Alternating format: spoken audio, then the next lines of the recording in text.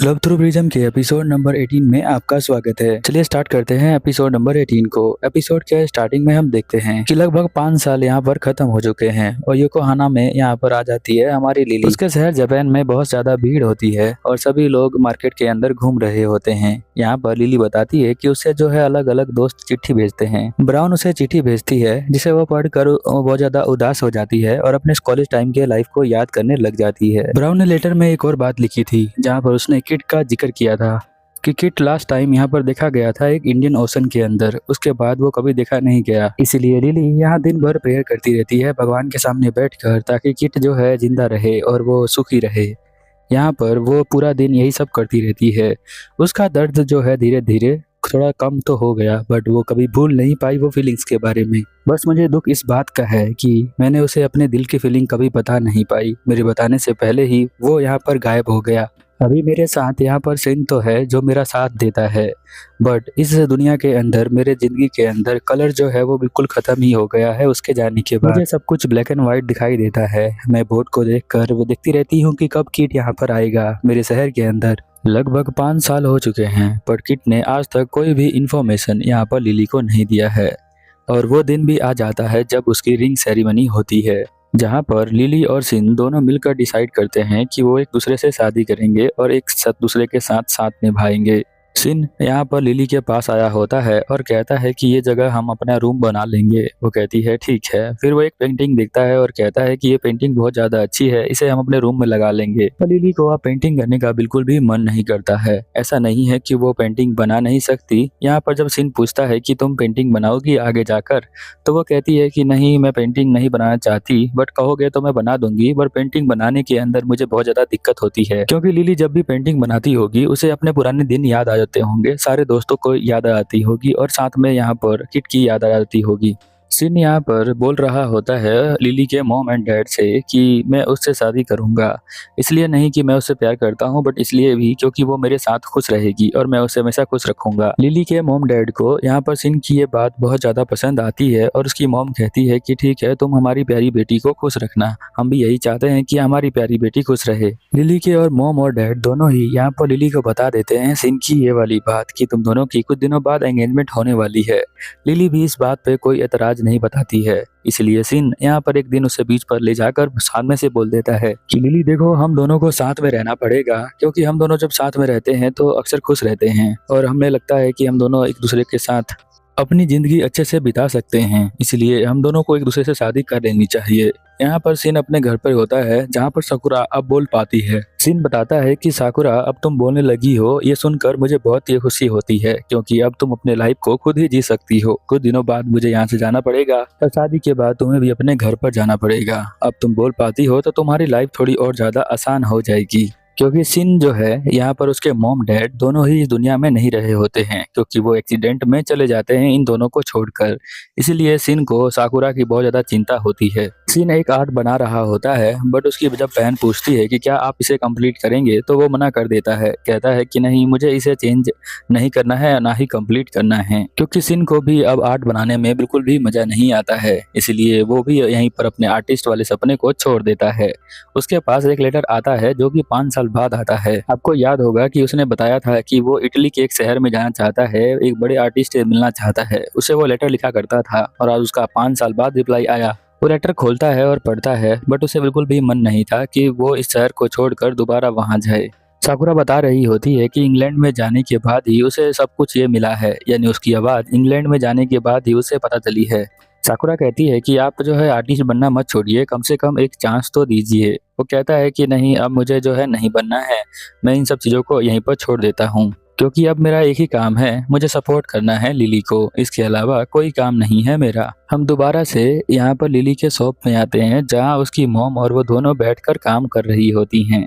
Lily को एक packet deliver करना होता है साइतो हाउस के नाम की जगह पर। वो बोलती है कि ठीक है मॉम, आप इसे पैक कर दो, मैं इसे डिलीवर कर देता हूँ। यहाँ पर वो दोनों साथ में बैठती हैं, बट ज़्यादा बातें नहीं करती हैं, क्योंकि उसके मॉम के साथ उसकी ज़्यादा बनती नहीं है। वो दोनों आपस में गुस्सा करते रहते हैं। ऐसा होता रहता है पेरेंट्स के अंदर। अब उसकी मॉम पैकिंग करना छोड़कर यहाँ पर चाय बनाने चली जाती है और कहती है तुम खुद ही पैकिंग कर लेना, मैं जो हूँ जा रही हूँ।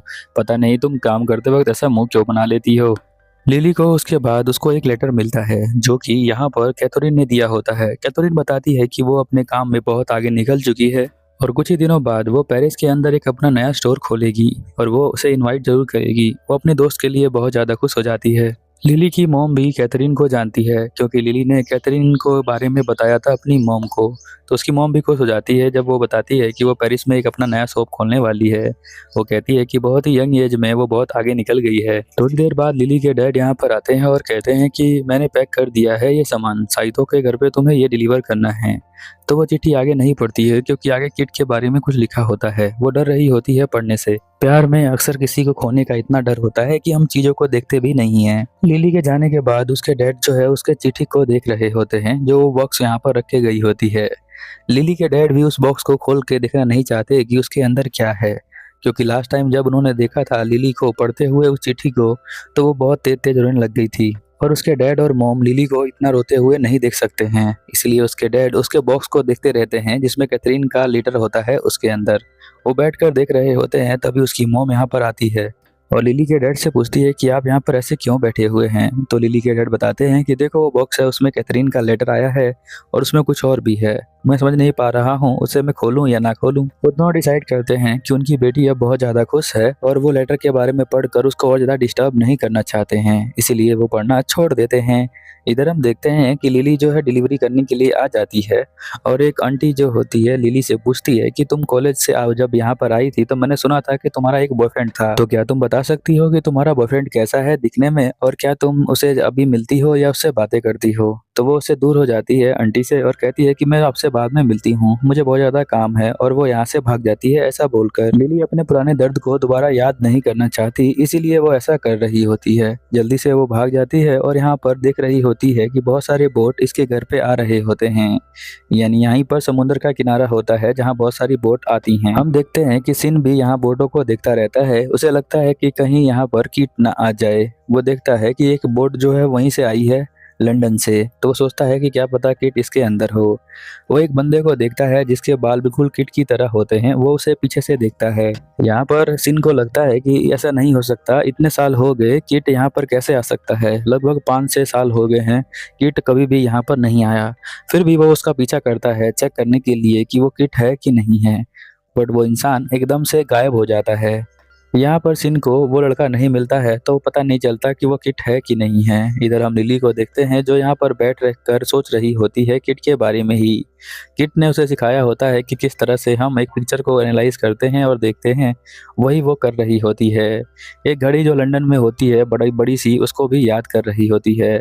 उसकी लाइफ बहुत ज़्यादा कलरफुल थी जब वो लंदन में थी, बट अभी उसकी लाइफ के अंदर सिर्फ डार्कनेस है और कुछ भी नहीं, बिल्कुल ब्लैक एंड व्हाइट लाइफ हो चुकी है। इसीलिए वो बहुत ज़्यादा अभी उदास रहती है, खुश होने का ट्राई करती है पर ज़्यादा खुश हो नहीं पाती। तभी सिन यहाँ पर आता है और कहता है कि अरे तुम आ गई हो, वो तुम चिंता में क्यों हो। वो कहती है कि नहीं मैं किसी चिंता में नहीं हूँ, बस ऐसे ही। वो किट से कहती है कि मैंने देखा था कि एक ब्रिटिश बोट यहाँ पर आई थी, क्या तुमने देखा था उसे। तो बोलता है कि हाँ मैंने देखा था और मुझे लगा था कि किट उसके अंदर होगा, बट किट उसके अंदर नहीं था।